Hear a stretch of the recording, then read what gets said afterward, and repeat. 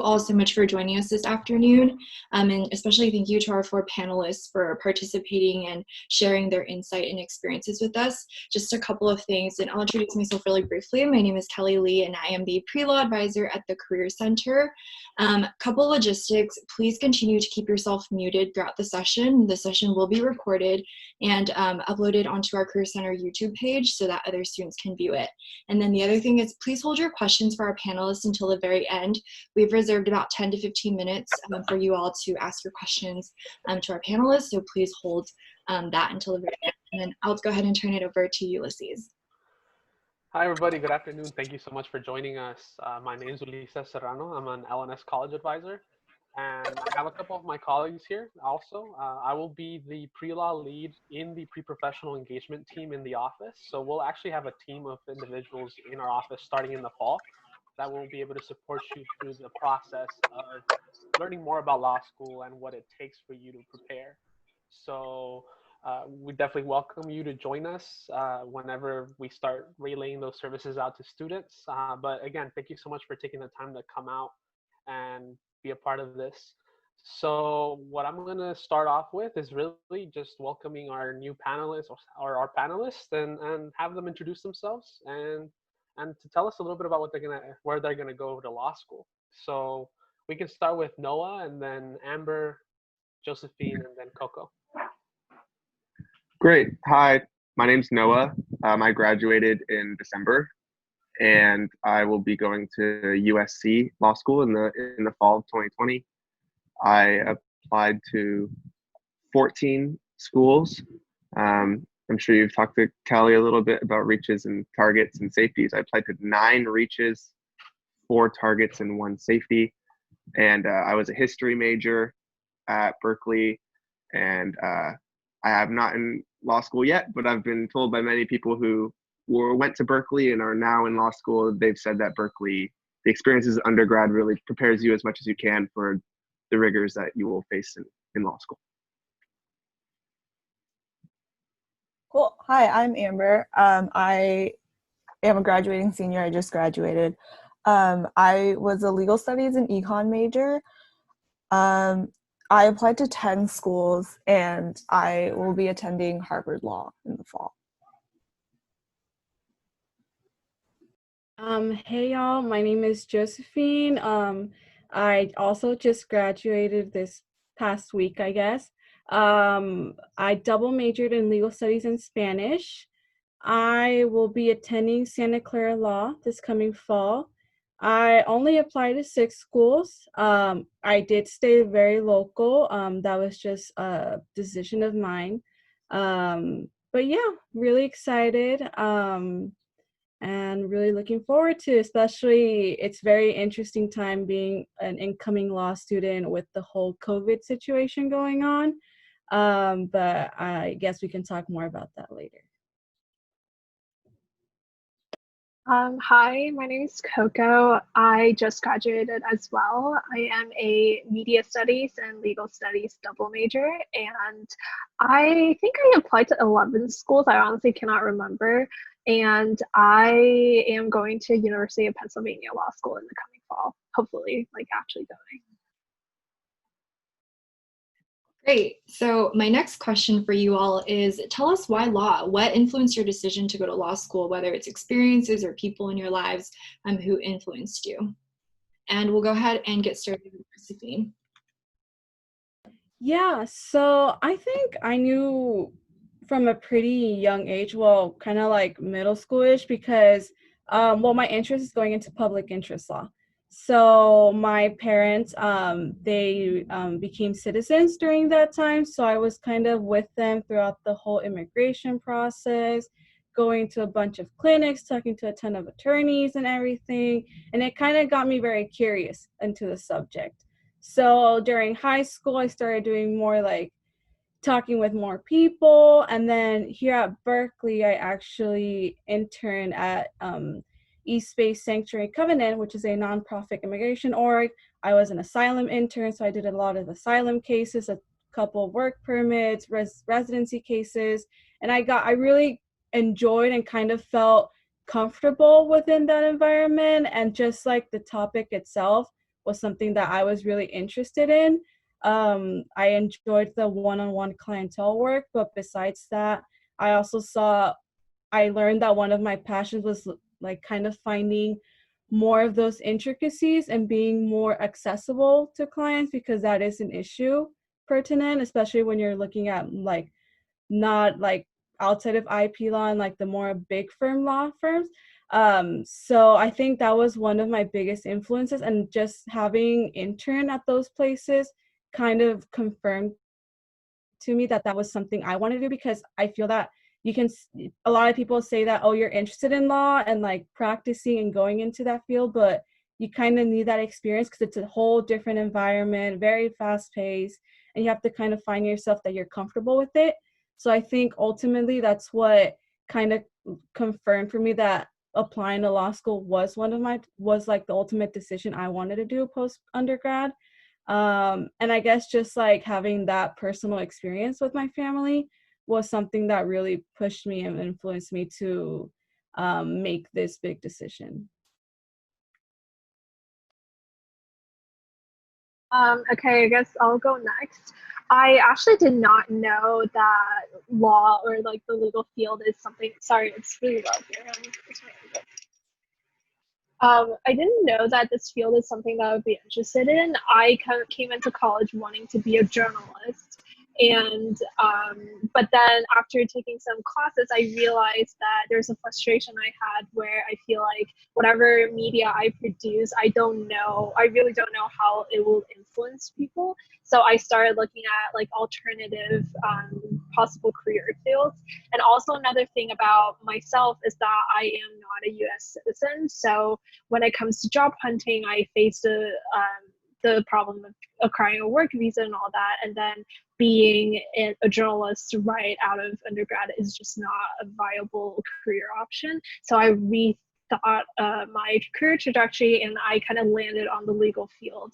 And I wanted to try it out before I like make it for myself if I actually want to do it. And so I took legal studies classes, obviously loved it, declared the major, and then I really feel like this is the right path for me. So yeah, that's how I got into the legal field. Yeah, I also had no idea I wanted to go into law. When I first got to Cal, I actually wanted to go into business. I grew up playing competitive soccer, so I wanted to work in women's sports. And then after I got here, I started dabbling in different fields. I took a legal studies class my freshman year, and I really, really enjoyed it. And I got involved with the campus chapter of the ACLU. And I think that was one of the biggest factors that contributed to my decision to apply to law school. I think just being in an environment with a bunch of people who were really passionate about the same things I was, and then getting to see firsthand the like effect direct or like impact litigation can have on marginalized communities and underserved communities was really it was really impactful for me. And I think, and after I got involved with the ACLU, I started exploring other legal fields. I worked for a nonprofit for a while. I worked with a Berkeley law professor doing research for a little bit. And so I think after I got involved with the ACLU, I started dabbling in different other aspects of the legal field. And each of those just really solidified my decision to go into law. I think that I made my decision that I wanted to go to law school in high school when I participated in a mock trial, and I wasn't particularly great at it, but I fell in love with the skill set that I was told at the time is required to become a lawyer. And I had a strong admiration for people who are really good at using rhetoric and writing and researching and just kind of this art of persuasion and this art of navigating a beyond complex system in order to get a specific outcome. And it just seemed fascinating and interesting to me. And I thought that if I had to choose any career path, I wanted to choose something that was already geared towards my skill set, as well as I wanted to become someone that I thought would be super cool to be. And working in different law firms throughout my time at Berkeley, I think all the lawyers and attorneys I worked with, they were just the coolest people. I admired the decisions they had to make every day. I admired the amount of work they put in to get where they are. And I thought that if I chose this career path, it's something that I wouldn't have any regrets about in the future choosing. I'd be really happy with who I am.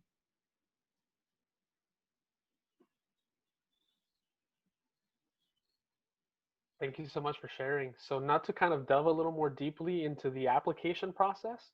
So the question is, once you decided to apply, what steps do you take to get started with the application process?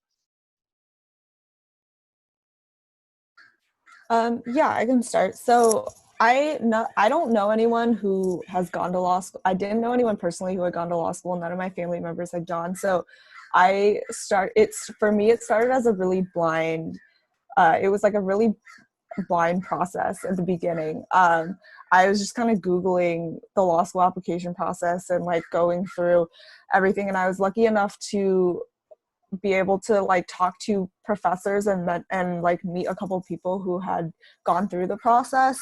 So their guidance was really invaluable to me, just because reading something online and like having someone talk you through the process are two very different things.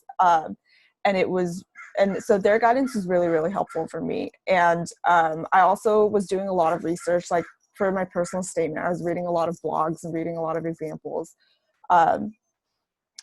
And yeah, and then I took the LSAT early on, so that I could focus on like the essays and letters of rec and everything else in the fall, which I think was a good decision for me.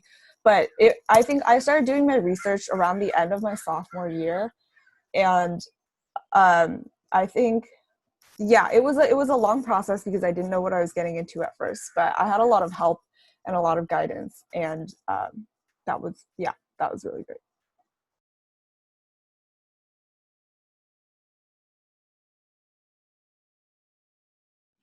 I'll go next. I think that the first thing I did when I decided I wanted to go to law school is I looked at the test as well, just like Amber. I decided to get the test out of the way first, and focusing on LSAT classes and which ones to take, or even just different study habits towards it, and a lot of trial and error. Spent a lot of money on books I never read, telling myself I would self-teach, and realizing that that's not the way to go, and doing various in class, like with the instructor, trying to figure out the best approach for me to do the best I can on this test. So I think to answer the question of what was the first thing I did to kind of get a jump start on the application process, once I knew this is what I wanted to do, I'd say the LSAT, because I think that out of all the essays and asking for letters of rec and all those things are really important and require a ton of research, but I think the LSAT is something that requires the longest timeline to really do the best on. I studied for 6 months at like an average pace, so it really depends on what kind of test taker you are. But I recommend that be the first thing you kind of start to look at once you decide that this is what you want to do.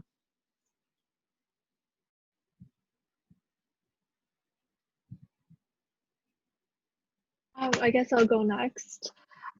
Like Amber, I also read a lot of blogs in terms of like the application process, and I think I started reading them at the end of my freshman year. So like it was right around the time when I was thinking about like, okay, I don't want to do journalism anymore. I want to look at something else. And I think it was really helpful for me to look at it a long time before so that I can kind of plan out a lot of things. I also decided then that I want to go straight through. So that means that a lot of the process you have to start early on. For example, like you want to register for at least 2 LSATs like the year that you're applying. And then that means you maybe want to start a year even before that to start studying. Like even with all those preparation, I still feel like I had a shortage of time. So I think, yeah, just like getting to know the process is really important. And then talking to law students, I think, is also really important because sometimes maybe professors have kind of skewed view of like what the process is like because they're old. And yeah, just like talking to people who have gone through the process recently, I think really helps. And also like because I know that I need letters of rec and I need experiences, I need like a good reason why I actually want to go to law school. It made me more intentional when it comes to building relationships with my professors and being intentional with the kind of activities that I want to participate, and then what kind of what kind of experiences and what kind of questions I want to ask as I'm doing those experiences. So yeah.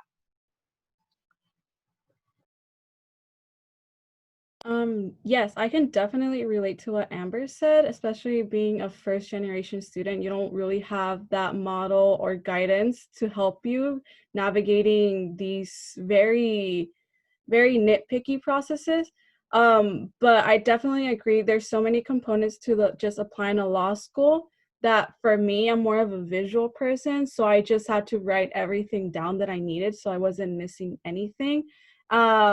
But I also took away like the Lsat. I took care of that early on. I studied for about 4 to 5 months, took it twice, and then dedicated my whole fall semester to just like writing it, the applications, making sure letter of recommendations were good. But definitely doing research, looking at the LSAC website. They have a ton of information there. I talked to some networks that I had who were law students, some who were attorneys. So I kind of got like different perspectives on it, besides talking to professors and like making those connections and just making sure you have letters of recommendations, because those are pretty, they can be a big factor into it. So it's just making sure you kind of do your research early on and see all of the different components and deadlines, especially if you do decide to do straight out of undergrad. If you want to do the first deadlines, which are early on in the semester, some of them early as October. So it's just, for me, the steps I took was just making sure I knew everything that was a component to the application process and knowing dates. Because especially if you're an undergrad and dealing with everything, dates can get lost, they can get mixed up. So just making sure you have everything straight to go and just talking to as many people as you can, whether it be friends of yours, mentors, law school admissions councils from schools you're looking at. They can be very helpful. They're more than happy to help you out, talk it out with you. But yeah, definitely just making sure getting as many types of perspectives as you can. I think that's what most helped me, and not just getting like one perspective, because being a student navigating this by yourself, it's a lot of self-teaching and doing at the same time. So just making sure you have that everything clear and people that you feel comfortable talking to. Great, thank you. So next we're going to talk a little bit about the LSAT. So this question is for Noah and Coco. So there are many test prep providers out there. What were some of the resources you used to prepare for the LSAT, and what were your experiences like using these resources?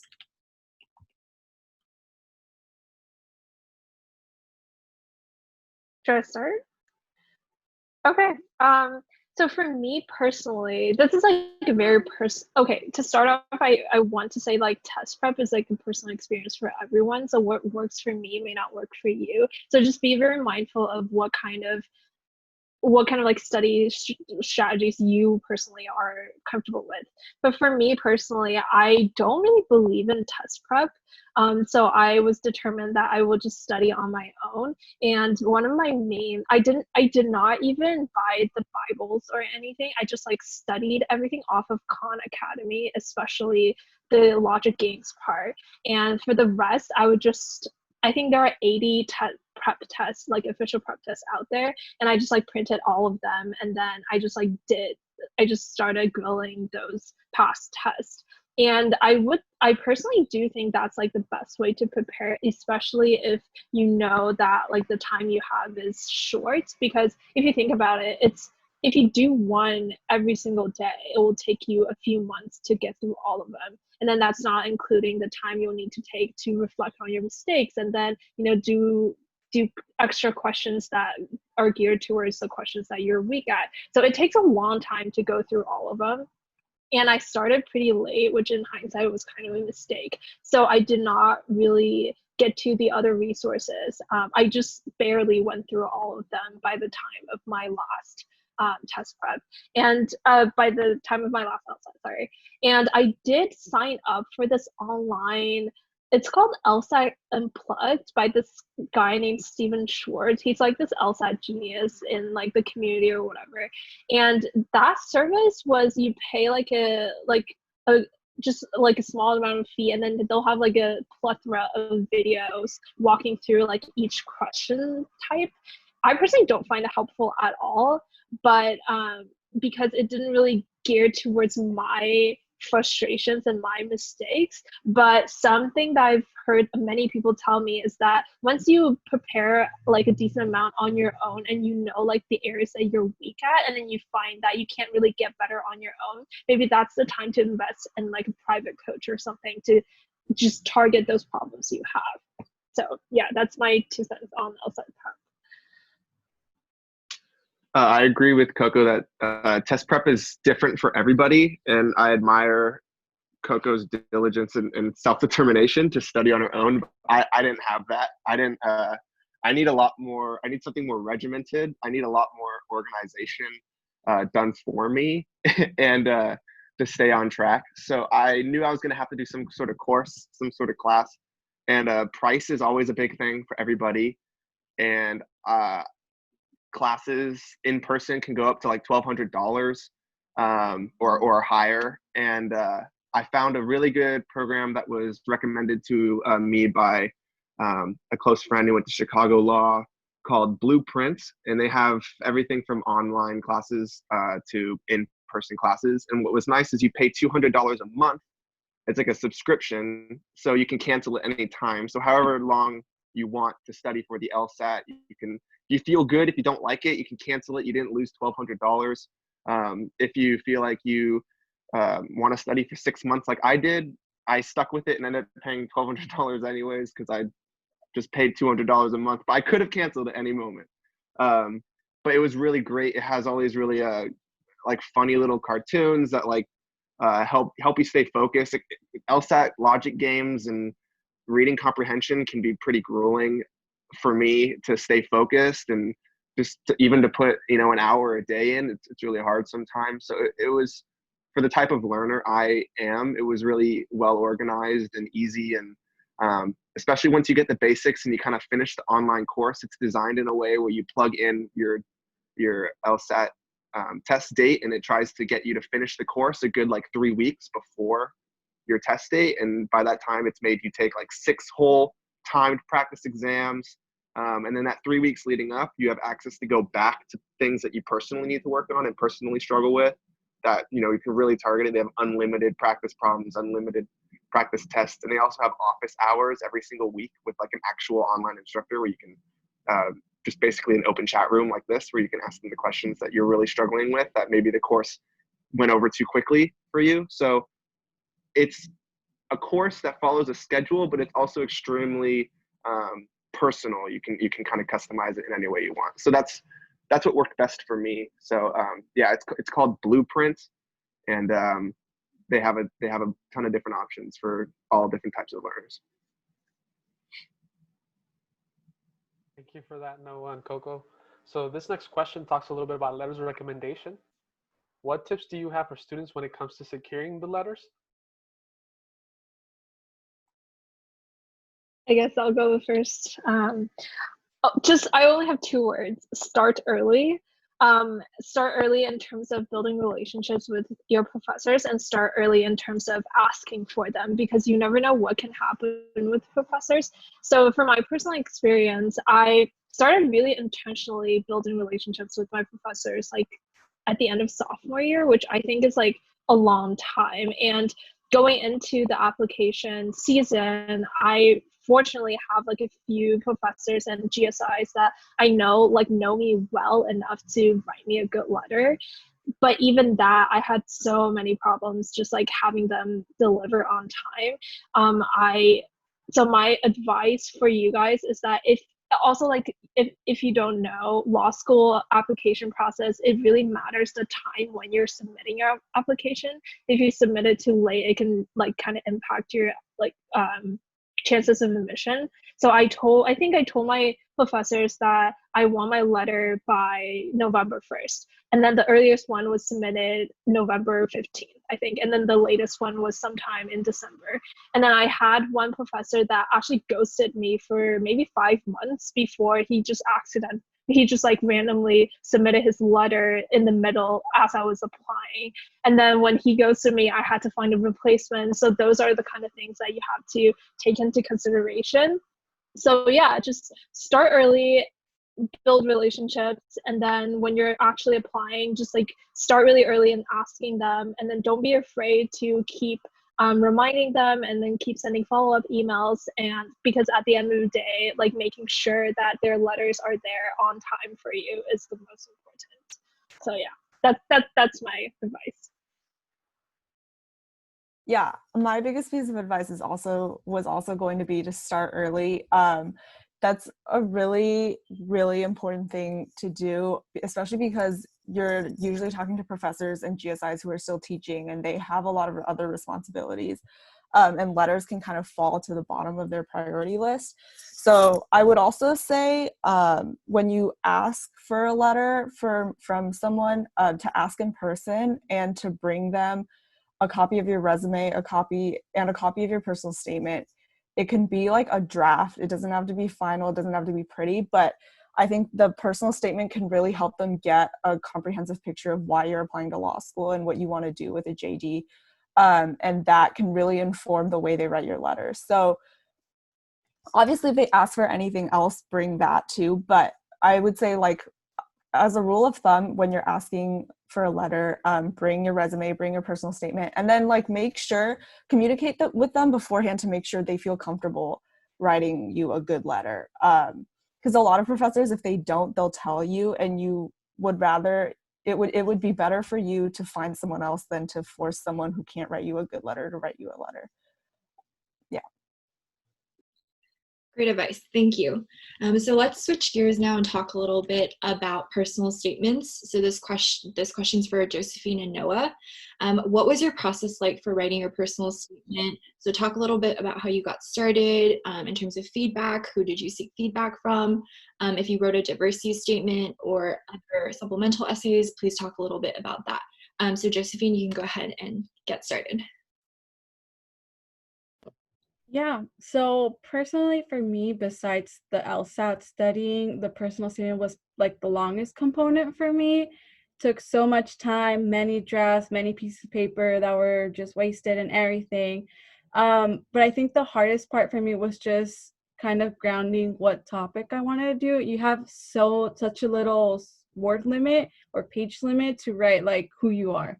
That's pretty much what it is. You're introducing yourselves to these admission councils, giving them an insight as to who you are, how you'll benefit going to their school. So some of them are very school like oriented, and they will ask you, for example, which programs, clinics are you most interested and why, or just simply why us. But besides that, you also have to put in your own narrative into it. So for me, the getting started, like what topic, what I wanted to write about, what story or what it was the hardest part for me.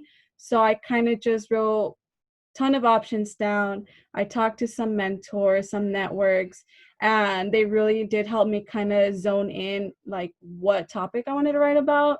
And then from there, it was just outlining it. I think that's crucial to writing it, especially with like the page limit you have. So you don't go out of the word limit or anything. So making sure you outline everything you wanted to write in there, every topic, every section you wanted to put in there. That for me was really helpful, and it made just the writing process much more smoother because I kind of followed my own guidelines. But there's always issues with page limit. I would always go over. So I had a ton of help kind of cutting it in, but also I had constant reminders of that. One of my issues early on was that I didn't really tailor the personal statement to me. And I feel like that's an issue that many students had. I know a friend of mine had that same issue. We would really kind of zone away from like speaking who we were and like kind of focusing more on the story and the other factors into it than us. So always just keeping in mind that the story is about you. It's not about your family, your friends, or the situation. It's really you're telling them who you are and how that event you're talking about made you the person that you are and how that's going to help you going into law school. In regards to the diversity statement, I personally did not write one just because I felt that my personal statement kind of touched upon those aspects and I didn't want it to be too repetitive essays. So I really focused in on my personal statement, zoning in onto who I was as a first-gen student, a POC student, tying in my personal narrative, but also what I can do with a JD degree. And then with the supplemental essays, some of them, I know for me, the schools I applied to, they were really short. They wanted, I think some of them max 1 page. So it's really outlining, short and simple is what they want really. If you don't hook them in like the first page, they won't really read them. I talked to a bunch of admissions councils and they're like, the shorter the better. They have so many applications to read over. They don't have that much time. So it's really narrowing it down to like making it as short as possible, but getting straight to the point. So that was basically like the whole motto, I guess you can say. Short and simple is the way to go. I agree with a lot of what Josephine advises. I'd say starting with personal statement first, I'd say that what they're trying to get out of your personal statement is first and foremost, they want to know that you've really thought about law school, how that fits into your personal experience and who you are as a person and why you think you'd be good at it. Because when it comes down to it, you're an investment that the law school is making. So you really want to make sure that you are convincing them that this is something you've really thought about. It's something that you think complements your talents, and you think it's something that you are excited about. Like they want to get the sense that you are excited to come to X school. And then the second part of it is personality. I think a hard part for a lot of Berkeley students is kind of throwing some traditional essay style, like essay formats out the window with their personal statement. It's not like you're writing an essay for your midterm or something like that. You can have sentences that are 3 words long and just kind of putting personality into your own paper to really kind of give it a sense of who you are. That was hard for me to let it be a little bit more free flowing and not as like systematic, but reading a lot, like Josephine said, reading a lot of examples of good ones that Kelly has a ton that she can send you links to. So I read a lot of those and they all follow a very basic format of basically just those 2 principles of why is law school so interesting to you and like you think you'd be good at it, and then a personal spin on it that kind of makes why you are a little bit more unique personally and you have this kind of unique story that ties into that interest with law school. Second, talking about diversity statements, a straight white male, did write a diversity statement, but I was very cautious about it, and it depends on the prompt. A lot of the prompts are really, for ethnic or sexual or gender or just different spectrums of minorities, and I'm not gonna write one of those. But a lot of them, I talked to Kelly extensively about it and different professors and different law school admissions councils. A lot of diversity statements are asking what unique lens you bring to the school, diversity-wise. When you're sitting in the classroom at a specific law school, what unique diverse experience or just outlook on diversity that you have, how will that add to a classroom? How will that make a classroom diverse? So I did write diversity statements that really steered towards a diversity of ideas. And being Berkeley students, you guys naturally have like an easy plug right there because Berkeley being at the forefront of many liberal causes, it gives you an easy in to talk about how you have a lot of diversity of ideas and how you are going to bring an extremely unique lens. So that's what I used the diversity statement for. I felt like I had a lot to say that I couldn't say in my personal statement. The word count is really harsh. And so yeah, and in terms of the specialized essays that schools ask you to write, the added essays, Josephine made a good point. Like, you got to do some research on the schools, and their websites are going to be overwhelming with them bragging about how amazing they are. So it's good to pick a special topic that you are interested in first. For example, cyber law, entertainment law, public interest, and then that will really make it easier for you to click on the right tabs on that school website to find out the different programs and clubs and all those things. And they're gonna freak out when they read your interest statement of why you're interested, and you're plugging in all the names of the professors who teach different classes, or plugging in different programs, or talking about how long they've had this specific one. And you can fluff it up a little bit about, how interested you are and how much you think that you would excel in these specific programs. So definitely doing research for the additional essays, I think, is the key to those. Thank you, Noah and Josephine, for that. To dive into a very critical topic, of course, how do you pay for it, right? So please share your experience with applying for and receiving financial aid. This is for Amber and Josephine.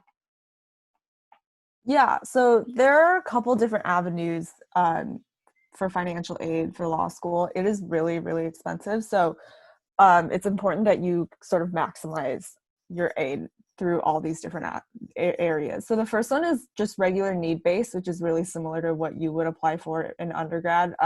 Most of it is through the FAFSA. So you will have to submit a FAFSA for the years you're in law school. A few schools will also have like specific need-based applications, but you'll get those from the schools after you are accepted. After you're accepted, there are also named scholarships that schools will sometimes provide. Those are usually for specific fields. So if you already know what field of law you want to go into, those can be really good opportunities for you.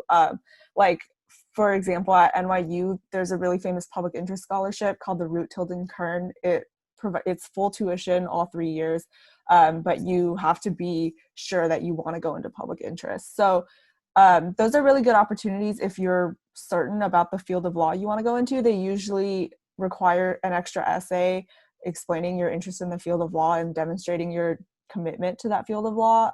Some of them require extra letters of rec. They all have different requirements. So I would definitely do your research when you decide what schools you want to apply to, and see what named scholarships they offer and whether you might qualify or want to apply for any of them. And then the last big one, I think, is regular merit aid that schools will provide you after you're accepted. Most schools will require you to fill out another form after you're accepted, with like all your financial information, and then sometimes what other schools you've been accepted to. And then they'll take that information along with your Lsat score, your GPA, and sometimes your personal statement and letters of rec, and then give you a certain amount of money based on merit. And those are usually renegotiable. So you can take an offer from a similarly ranked school, or like a school that's known for public interest, if you want to go into public interest, for example, and try to negotiate with the school, with like a given school, for a higher merit scholarship. A lot of students have had a lot of success, even if they don't have a formal process for that. Like, I know Berkeley Law has a formal process for asking for more aid, but even schools that don't, you should feel free to email them or call them and say, hey, I got into these schools, they're offering me this much money. Is there any way you could give me a little more? Yeah, I think Amber did pretty much touch on like really key ones. I kind of do want to reiterate the negotiation one. If you got accepted into a law school, it means they want you there. So take that to your advantage and try negotiate to get as much money, because it is very expensive. It's way, way expensive, but play that to your favor, negotiate. And like Amber said, most of the time you will get more money because they do want you to go to their school. There's a reason you got that acceptance letter. But yeah, like Amber said, you apply for the FAFSA. Sometimes they will ask for a supplemental questionnaire to go with your FAFSA to see if you are eligible for other grants, merit aid, or whatever they offer. But then there's also loans.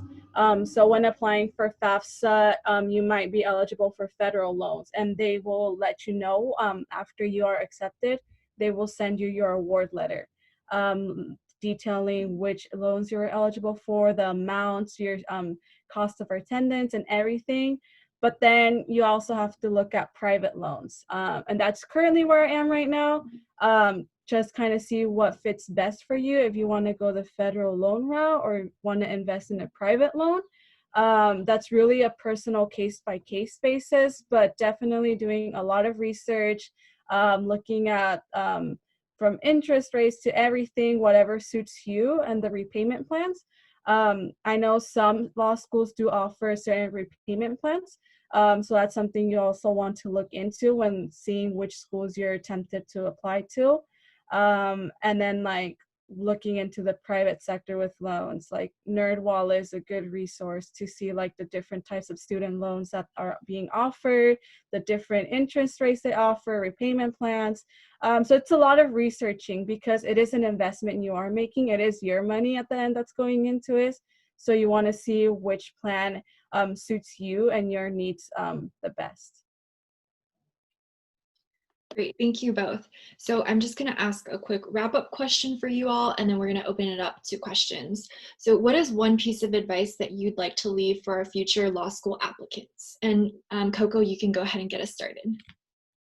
Yeah, sure. I think I kind of touched on this earlier. I would just say be very intentional of everything that you're doing right now. Even if you're doing something that's not legal related, even if you're doing some engineering research or something, just be mindful of like the reasons why you're doing it and then what that experience is teaching you. And then maybe if you still want to pursue law school, think about how that experience shape why, like make you want to pursue this field. Just think about the reasons why you're doing something and then how that experience is change, like helps change you in any way.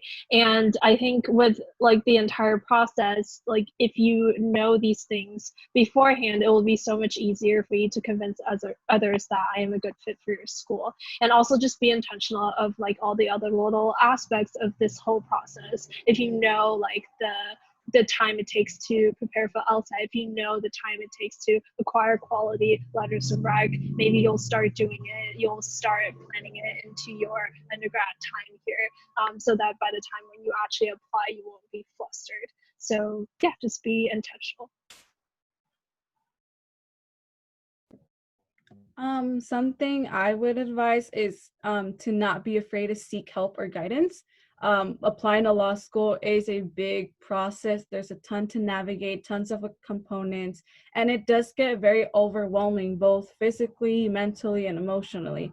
I know that was my experience, and I feel that at times some students can be a little intimidated to ask for help, especially when they don't have that close someone or someone very like familiar to them that they can seek to them, or they just don't have that in their lives. So definitely take advantage of all the resources. Berkeley offers tons of resources, from the Career Center to professors to networking events. And then Berkeley, we have a law school literally a couple steps away, a couple blocks away. They're always more than welcome to answer questions. Start networking. You'll never know who you meet. You might find your next mentor. I also know that the Cal Alumni Association, they offer mentorship programs. Seek someone that's in the field that you want to pursue or are thinking about, and ask them questions, talk to them, get different perspectives. But in the end, it's just seeking for help, and just know you're not the only one going through it. There's tons of students going through it all around the country. So just always know that there's something there for you, there's a resource for you, and don't be afraid to find it and take up that space.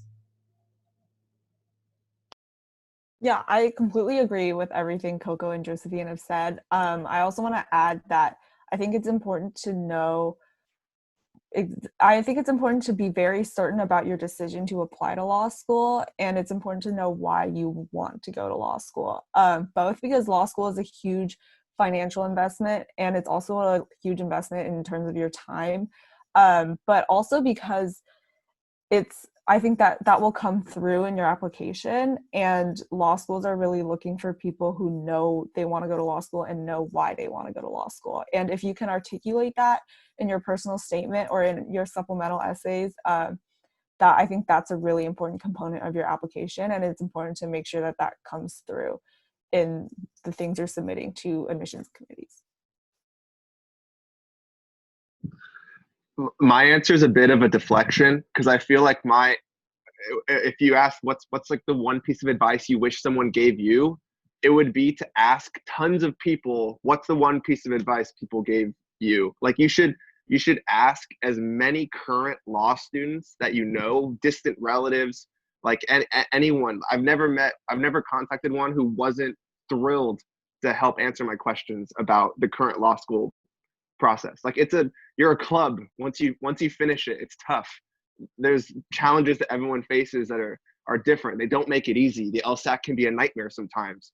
So it's super almost thrilling when you're on the other side where people are asking you for advice and help. And I think the fact that you guys are at the panel today and listening to four extremely accomplished new law school students is a great first step. And you guys have access to Kelly, and Kelly can connect you with I'll speak for myself, but like if you want to ask more questions, and not right now, but later on, they're going to come up. Like Kelly can give you my phone number, or like I've had multiple late night conversations of just like asking people in current law student, like, just give me some confidence. Tell me I'm doing the right thing. Tell me my time isn't being wasted. Tell me I'm on the right track. And sometimes that's all you need. So my piece of advice is to continue to ask people what their advice would be for you. And also be proud of yourself. It's a super hard process. Whatever your LSAT score is, whatever your final draft of your personal statement is, like, be proud of it. Like, you worked really hard on it. So don't feel like you're hitting that submit button with an ounce of regret. Just know that you tried your best, and that's the best you can do. Wherever you end up going, you're going to do great there. So. Awesome. Thank you all for that advice. I'm going to open it up to questions now, so you guys can feel free to privately chat us your questions or just ask out loud. I'll go ahead and get started with one of them. This is specifically for Amber. The student asked, I read that Harvard does not offer merit scholarships. How did you negotiate, or did you negotiate for aid based on merit or need? Yeah, that's true. And that was actually a big part of the reason I was hesitant about choosing Harvard for a while. They only offer need aid, and they are very stingy with need aid. So most people don't get any money from Harvard, and they won't negotiate with merit scholarships. They only negotiate with need-based scholarships, with purely need-based scholarships, which usually you would only get from Yale or Stanford, because they also don't offer merit-based aid. And so for me, it was a lot of just like figuring out so I'm gonna be taking out a lot of loans, and so for me it was mostly figuring out with my parents, like Josephine was saying, doing a lot of research into federal loans, into state loans, into private loans, and what was doable for us and for me after I graduate, and like making some sacrifices probably down the line after I graduate for a few years to pay back those loans, like maybe taking jobs I might not want to take straight out of law school, or like maybe pushing back my career plans a few years so that I can pay those loans off. And I think ultimately, when you're looking at finances, it's a personal cost benefits analysis as to like what you think you'll get out of the school that's offering you less money that you can't get out of the school that's offering you a lot of money, and how important that is to you and your career, and your personal fulfillment. And it's a personal decision for everyone. I mean, I picked Harvard even though they didn't offer me any money, but I know a lot of people who have given up spots at top 3 schools to go to a different school that's still a great school and that offers them more money because it's just more doable for them. And there's really no wrong decision there. It's just, you have to decide. Once you get all your offers, you have to look at them and really think about what the right decision is for you.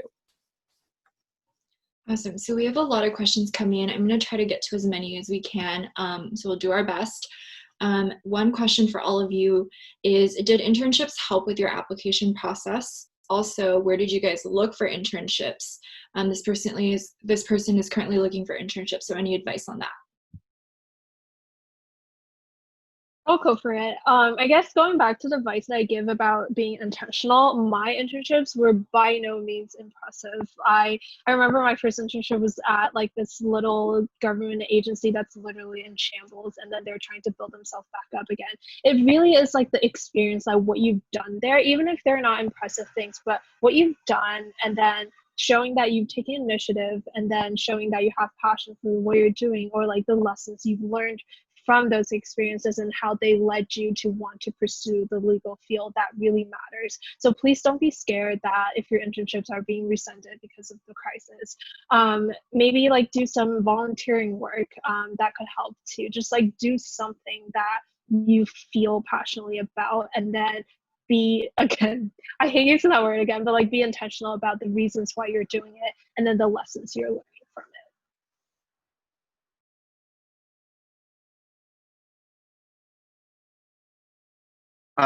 I'll go next. I think that internships are extremely important at, if anything, convincing law schools that you really thought about this and that you are putting in the effort to get to know what being a lawyer is, because they don't want to accept you if they're getting a sense that like you have no idea what you're in for. Why would you want to pay all this money and be here for 3 years if you don't even know what a lawyer does?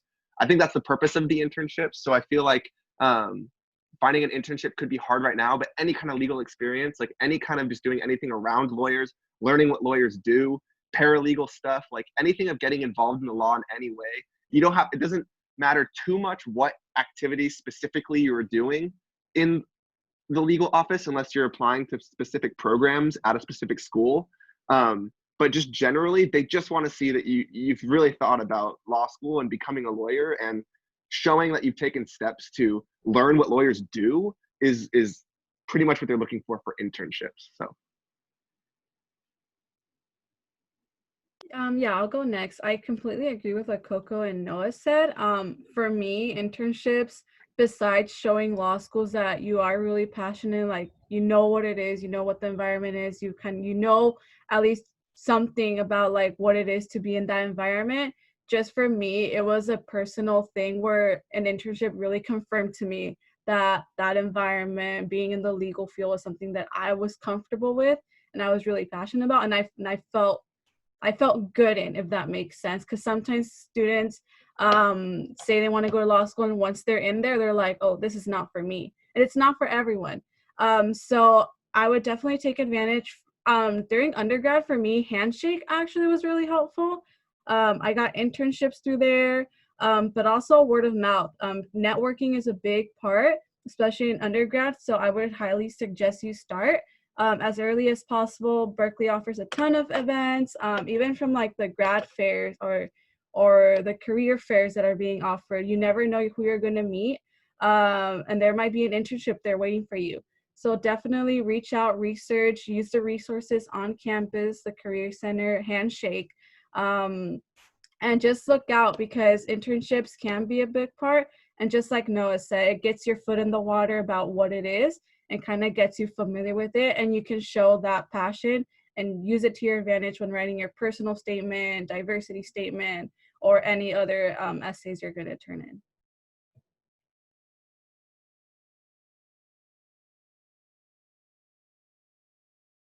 Yeah, I would agree with everything that's been said. I will say, as like kind of a different perspective, I had a couple internships on my resume, but my personal statement didn't really mention them at all. My personal statement was mostly about my journey through like deciding to apply to law school, and like using the Cali CLU, which is a student org, as the proxy for that journey. And through that org, I was able to volunteer at a lot of immigration clinics, at a lot of criminal justice events, and still get some hands-on experience with the law and with lawyers. We worked really closely with the NorCal ACLU, which in their litigation office. So you don't have to, I think like internships are really important, and they can be really important, but they're not important necessarily for the label and the prestige they're not as they are for the actual experience that you're getting. So if you are unable to find internships,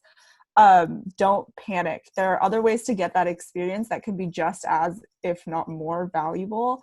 And it's definitely like not a one size fits all situation.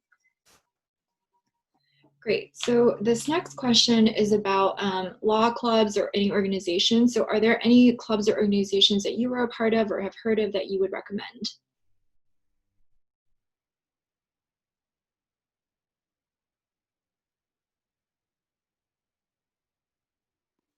Cool. I mentioned the Cali ACLU, which it has a really special place in my heart, obviously.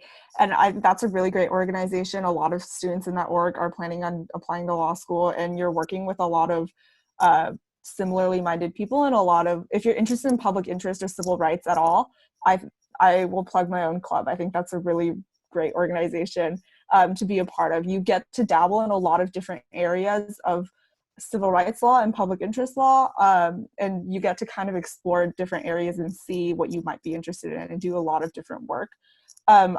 Through that org, we collaborated with San Francisco Pathways to Citizenship, which is a really, really great org if you're interested in immigration at all. They focus on helping low-income immigrants on their pathways to citizenship. So that's a really great clinic. And I think there are plenty of orgs and clubs on campus, and go out to Calapalooza, go out, look online. There are so many good ones that you can join. Awesome. So there were just so many questions. If the panelists are comfortable, please go ahead and leave your emails in the chat box. If students want to reach out to you with additional questions, they can feel free to do so. We're going to wrap it up here because of time's sake. Thank you so much for joining us, and thank you so much for our panelists for sharing your insights and experiences. Ulysses and I are here to support you all, the students who are interested in applying to law school in the future. I did put a link down in the chat box for people who want to know more about the application process. We have a detailed page on our website breaking down the overview, internships, etc. So definitely take a peek at that when you guys have a chance. Quick plug before we go. Like I said, my name is Ulysses. I'm an LNS college advisor. We're going to have a team starting in the fall officially that's going to be able to support you through this process. I've currently been seeing students as well about law school and anything, the ins and outs, right? So feel free to reach out to us. I will also be putting a guide in the chat, actually, something that I recently worked on with a couple different people that actually details some of this process a little more for you all, so you don't feel like you're just starting from scratch without any kind of baseline knowledge. So please feel free to check that out as well. But thank you again for coming. Great. Thanks, everyone. Hope you have a great weekend.